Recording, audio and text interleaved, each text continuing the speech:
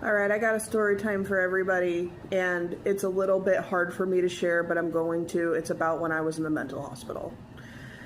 About 5 years ago, 4 or 5 years ago, I had a nervous breakdown. I lost my job, and everything was kind of falling apart around me, and I kind of hit my breaking point, and I had a nervous breakdown.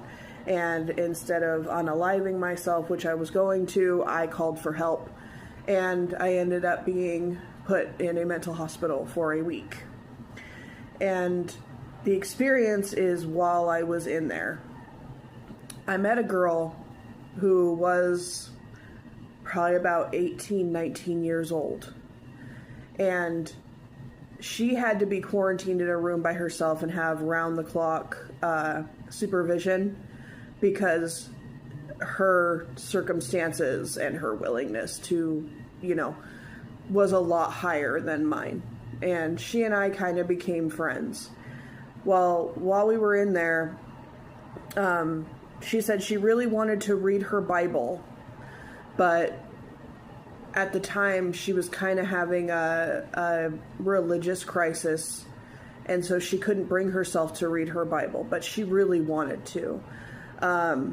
So I asked her if I could see it, and she gave me her Bible, and we sat down in one of the common areas, and I sat there and read the Bible aloud to her.